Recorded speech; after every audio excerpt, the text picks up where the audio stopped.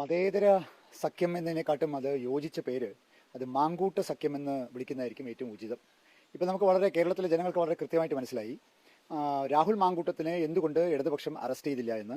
ഈ പറയുന്ന മതേതര സഖ്യം, ഇൻവെർട്ടഡ് കോമാസിൽ മതേതരം എന്ന് നമ്മൾ പറയുമ്പോൾ അതിൽ വെൽഫെയർ പാർട്ടി ഉണ്ട്, അതിൽ SDPI ഉണ്ട്, അതിൽ ഇത്തരത്തിലുള്ള പല വിധത്തിലുള്ള തീവ്രവാദ ശക്തികൾ ഉൾപ്പെടെയുള്ള ആൾക്കാരുമായിട്ടാണ് ഈ രണ്ട് പാർട്ടികളും കൂട്ടുകൂടാൻ പോകുന്നത് എന്ന് പറയുമ്പോൾ അതിന് ഏറ്റവും യോജിച്ച പേര് മാങ്കൂട്ട സഖ്യം, അതായത് ഒരു ക്രിമിനൽ സംഘമാണ് എന്നുള്ളതിൽ ഒരു തർക്കവും ആർക്കും വേണ്ട. ഇപ്പറഞ്ഞൊരു ചെറിയ പ്രശ്നമുണ്ട് നേതാവേ.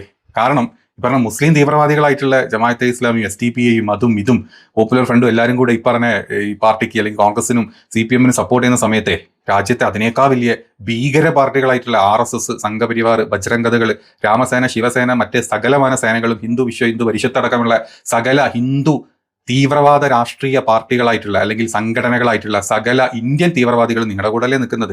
അതിനേക്കാൾ വലിയ തീവ്രവാദം ഇപ്പുറത്ത് ജമാഅത്തും അല്ലെങ്കിൽ PFI ഒന്നും ഉണ്ടാക്കിയിട്ടില്ല എന്ന്. ആളെ കൊന്ന കണക്ക് നോക്കുകയാണെങ്കിൽ ഇന്ത്യ ഈ ബജ്രംഗദളും ശിവസേനയും രാമസേനയും RSS ആണ് രാജ്യത്ത് നടന്നു കൊല്ലുന്നത് BJP സപ്പോർട്ടോടുകൂടി. അത് ബീഫിന്റെ പേരിലാണെങ്കിലും ജയശ്രീരാം വിളിച്ചിട്ടില്ലെങ്കിൽ ആളെ കൊല്ലുന്ന അവസ്ഥ, അല്ലാഹു അക്ബർ എന്ന് വിളിച്ചാൽ അവന്റെ തല വെട്ടുന്ന അവസ്ഥ, ക്രിസ്ത്യാനിറ്റി അല്ലെങ്കിൽ ക്രിസ്ത്യൻ ആയിക്കഴിഞ്ഞാൽ അങ്ങ് കൊന്നു കളയുന്ന അവസ്ഥ, ദളിതനാണെങ്കിൽ കൊന്നു കളയുന്ന അവസ്ഥ.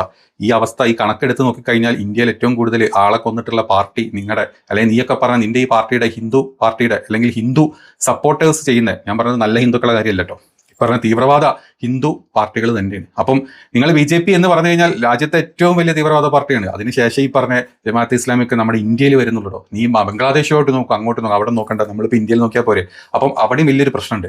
അപ്പം ഈ പറഞ്ഞ BJP എന്ന് പറഞ്ഞ BJP-നെ സപ്പോർട്ട് കുത്തുങ്കാല് കൊടുത്തിരിക്കുന്ന ഈ പറഞ്ഞ സകല വാനര സേന, അതായത് വാനര തീവ്രവാദ രാഷ്ട്രീയ പാർട്ടികളെ സപ്പോർട്ട് ചെയ്യണോ? അതിനേക്കാൾ നല്ലത് മതേതരത്വം പറയുന്ന നമ്മുടെ കോൺഗ്രസിനെയും അതല്ലെങ്കിൽ CPM-ന് സപ്പോർട്ട് ചെയ്യുന്നതല്ലേ എന്ന് എനിക്ക് തോന്നിയ കാര്യമാണ്. എല്ലാവർക്കും തോന്നുന്നു അറിയില്ല. അപ്പം പാലക്കാടത്തെ കാര്യം അറ്റ്ലീസ്റ്റ് നിങ്ങൾ ഇന്ത്യ മുന്നണി തീരുമാനിക്കുക. അതല്ലെങ്കിൽ സ്വതന്ത്രനെ നിർത്തി നിങ്ങൾ സഖ്യമില്ലാണ്ടെങ്കിൽ അയാളെ സപ്പോർട്ട് ചെയ്തിട്ട് നിങ്ങൾ മുന്നോട്ട് പോകും. അതോടുകൂടി ഈ പറഞ്ഞ സകല BJP കുണ്ടന്മാരുടെ നെഗളിപ്പ്, കുത്തിത്തിരിപ്പ്, കുത്തിക്കഴപ്പ് കണ്ട് തീർന്നിട്ടും പാലക്കാട്ടെ.